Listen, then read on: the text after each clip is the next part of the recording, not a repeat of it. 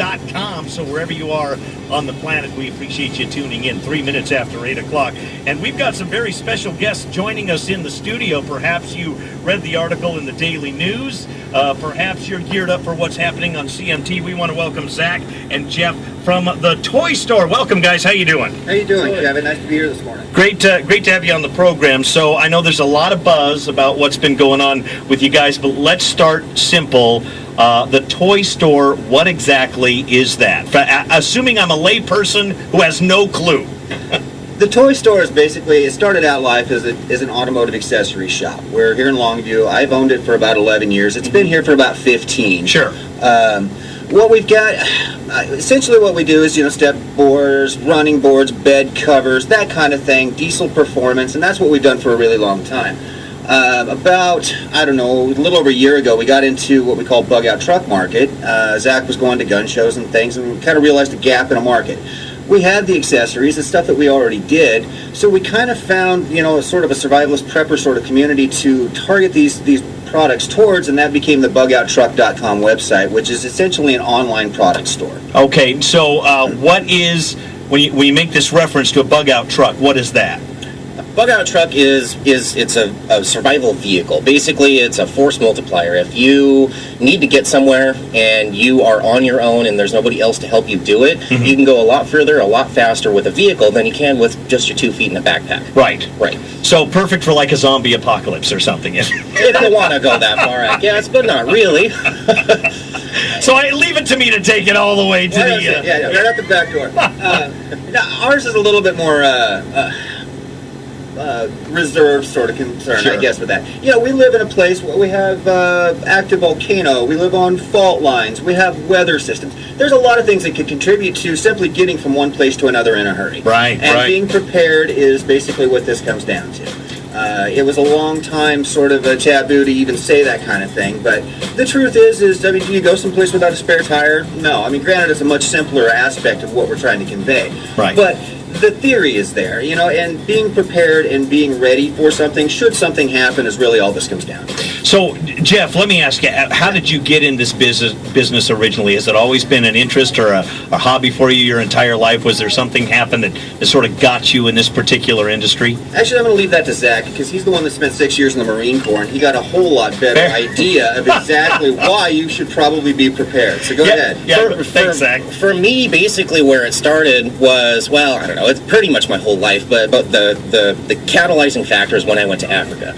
I went and actually firsthand saw the squalor and the dismay in a third world country, and me and a fellow Marine were out there in the middle of the jungle, and we were just having a chat. It was like, what if where we live actually turned into something like this? Because it exists, it happens. Right. It happens all over the world where there's just bad things going on. So it was one of those things where it's like, just in case if something happens and America looks like a third world country, it's probably a better idea to just be prepared.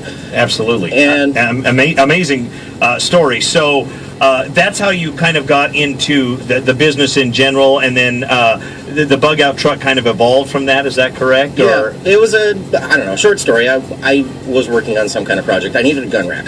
Okay. There's no local stores that have gun racks. No way! No, there's not. There's no such thing as a gun rack for a truck. So I went to a gun show, figuring, gun show, gun rack, you should probably find one there. Of course. No.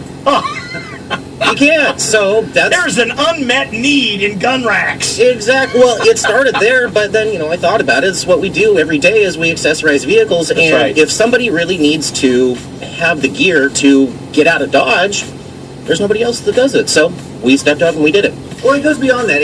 There's a lot of stuff beyond gun racks. Yeah. Just basic outfitting of your vehicle for hunters, for camping, for whatever. These kind of things aren't something you would think you could just walk into Bob's or Walmart or whatever your local supplier is and find all of the gear that you would need to do this.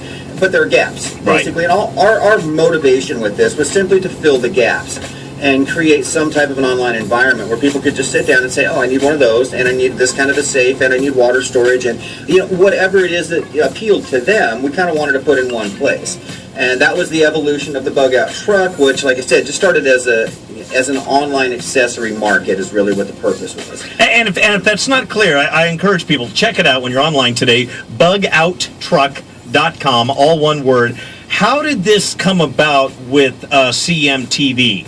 Is it an appearance? Is it a show? Give us a little a clarity on what's happening on the cable channel. It's going to be a 30-minute TV special is what they're calling it right now. Okay. Depending on the viewership, the response, that kind of thing. Did you make the call? Did they call you? What was going on? I mean, this is the. I want to know what happened here. This is the interesting part. This started out in the Bug Out Truck network. It was oddly enough, it was in his spam folder.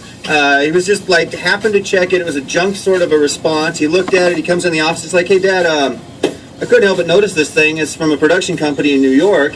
And they said that they were looking through trying to find some, new topical ideas for reality TV, and they liked the theory of the Bug Out Truck stuff, and they wanted to know if they could come out and possibly film us building a vehicle. Okay. And that is where the whole idea and the concept began. And, we do a lot of building vehicles. There's not a whole lot of places in town that sell and install this kind of stuff.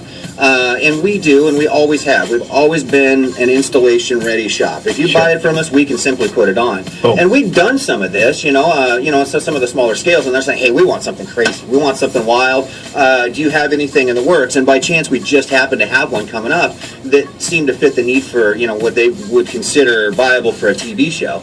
And that was how that process began. And that whole thing started, first of the year sometime. Right. And by May, we were filming. Now, do you think it's a fascinating topic, and it seems like along the lines of, forgive me for being a little cliche here, along the, pimp my RV or rock my RV or whatever they are nowadays. Yeah. It seems to me that there's a lot of possibility in, because it's customization, that every vehicle is going to be a one of a kind, and it seems to me that could very easily be a series. Are you hoping for that, or do you just like the idea of a special at this point? Well, that was the idea at this thing. The term that the network is using is that they call these things backdoor pilots. They don't like to commit to the series right out of the gate. What they want to do is they want to broadcast this thing, they want to look at ratings, they want to kind of see how the public receives us, and if it's a response like they anticipate, then we go on to the series level of this sort of stuff, which could be however many episodes a series is in television. It's not like what we used to be. Right. Television used to come on in the fall. You had so many weeks of programming, and that was your TV series. Now you'll see these things where they'll run 2 series, 3 series in a single calendar year. Yeah. It just depends on the network and what their wants and needs are at that point.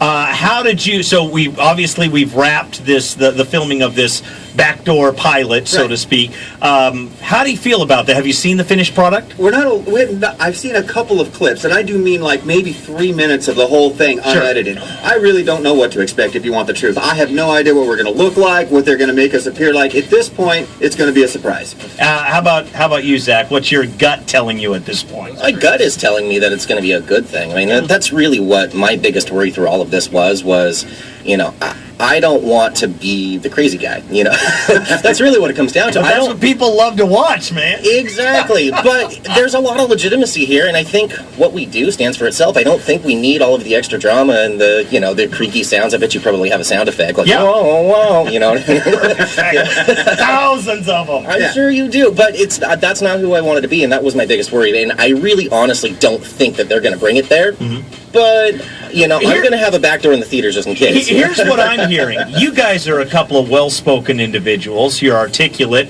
I can understand what you're saying. Sure. That's something I know as a guy from television. That's something I know producers are looking for. These guys are pretty bright guys that can say what they're thinking, and that's key in television, being able to relay what's going on. Were you guys the stars of this, or were there other people involved? Well, there are certainly other people involved, but it does focus around Zach and myself. That was kind of the hub of where we began with this thing. Yes, there are other people in my world. We have a couple of priority folk in my shop. Aaron being one of them. He's been with us for 11 years, and he's kind of the right-hand guy for me in my store and always has been. I mean, anything that I do, he does, and vice versa. So he's going to be a prominent role in this thing as well.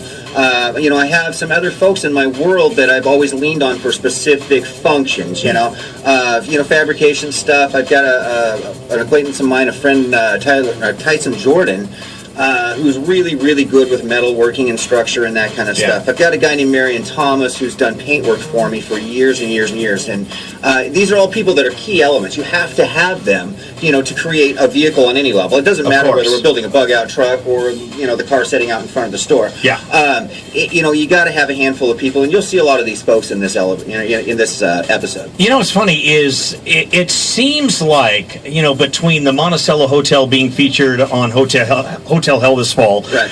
It just seems like, and we've had a couple of restaurants that have made appearances on cable shows, like Longview is being discovered as this real unique hubbub of activity. Would you say that was the perception you were getting from producers when they were in town? It's more the Northwest in general. Mm-hmm. One of the I think her role here was a set manager, but she's a longtime field producer for a lot of miscellaneous TV shows, and she's worked on Axemen across the bridge for a long time as well. Sure. The Northwest in general kind of creates a really desirable environment for filming on all kinds of levels, be it network TV, motion picture. Whatever, you've got a lot of terrain. The geography here is good. Apparently, it's pretty affordable to film here.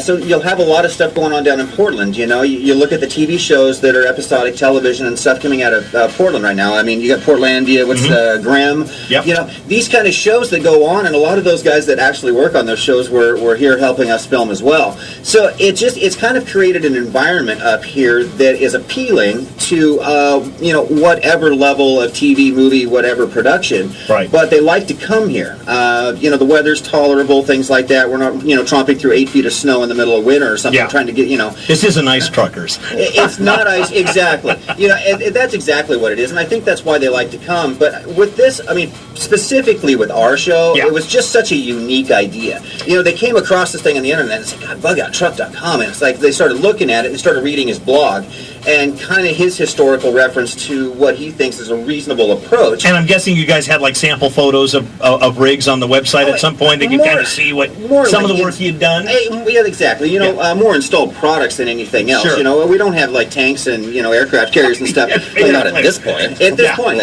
but you never know. For the sake of television, you never know. You never know, and that's exactly the case. So we're excited about it. Obviously, to start, first of the year with a concept. Nothing more than just a communication between a production company in New York who say, hey, this sounds like a cool idea, to, van loads of people and crew and things just all of a sudden arriving at the store one day, and bam, you got a television show. It is an incredible opportunity, and to make it clear, you guys are related? Yeah, that's my son. Okay, so had you guys been in business or done this type of thing before together, or was coming together in business something new for you? No, we've been, he's at my shop and has been for 10 years. Okay. He started working at the toy store before I owned it. So, his days of that go back to when he was a teenager over at Kelso High School. Yep, 16 years old. So now he's added this idea as an addition to your business. Absolutely. As far as the success arising. Tell us where we find the toy store. Where do we find you guys? We are 558 Industrial Way. We're directly across the street from Porky's and opposite the corner from, Vancouver Bolt, right in the corner of California and Industrial. All right. Again, the website, bugoutTruck.com. Let's get to this, and I'll send you guys on your way. When can we see this episode, obviously? Set the DVR, and let me say, before you even tell us that, folks, this is not only just an amazing opportunity for Zach and Jeff, this is a fantastic opportunity for our community. And what we want you to do, if you guys are open to this, is I want to just get it out there. Everybody, you got to tell your friends, family, people you know all over the country to contact CMT and let them know you love this show. Oh, please. It's just important. This is something that they're going to use to gauge the success of the program. So just do it. Now, I've got details here. Channel 61, this is coming up when?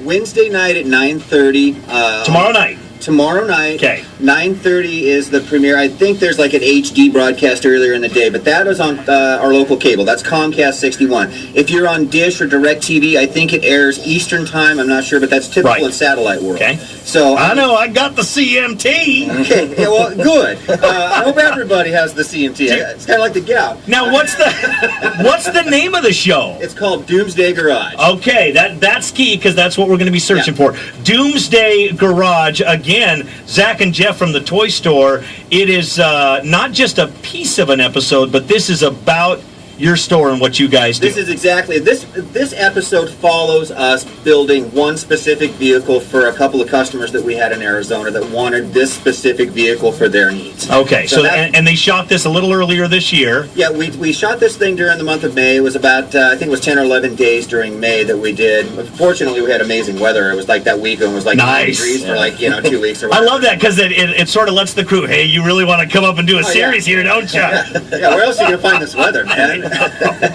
That's awesome. And then again, the website, as sort of a sneak peek as far as accessories and what you guys do, bugoutTruck.com. Right. I want to make sure I don't miss anything. Zach, Jeff, what else can we tell everybody, or did we hit it all? If you want to connect with us, and you can get in touch with CMT, Facebook.com/BugoutTruck and Twitter.com/BugoutTruck. Well done. I think you guys are ready for a series. I say 13 episodes. Go for it. We're geared. We're ready, man.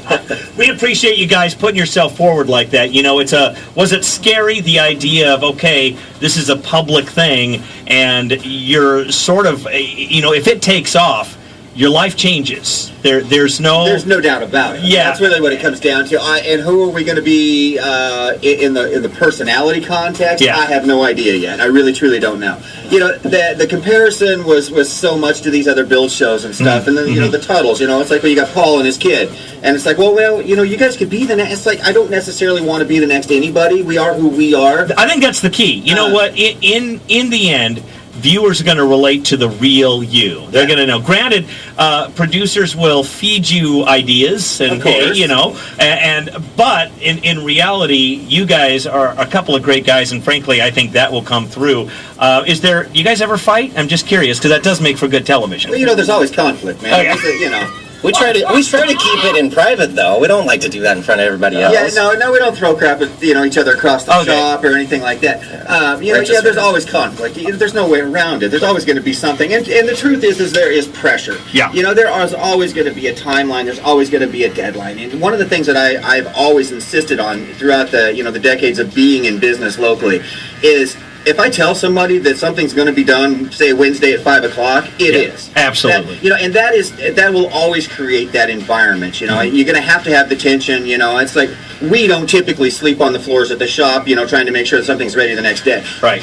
But we did for 10 days while we were making a television show. Absolutely. Because it had to be done. So, okay. A lot of that stuff is true, and it is real, and the pressure is really, truly there.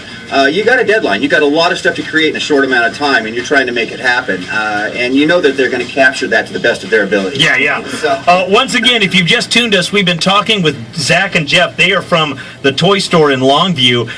They are being featured in a show on CMT called Doomsday Garage. And the emphasis of the show is the bug out truck. Yep, absolutely. And we congratulate you guys. Of course, we wish you all the best. Final question: will your episode be bleeped? Are there any bleeps that you? There might be one or two. I'm not going to hide who we are. Yeah. There's a little bleeping on occasion. People seem to like. It's not Springer. No, it's not. There's spirited conversation. How's that? I love that. Spirited conversation with no bleeps here on the Kevin Taylor Show. Again, thank you guys. Good luck to you. The toy store, and again, a great place to start, BugoutTrucks.com. There you go. We appreciate you guys. Good luck. Thank you. Rock 'em. Doomsday Garage. It's 8:21. Here's Plain White Tees. Good morning to you.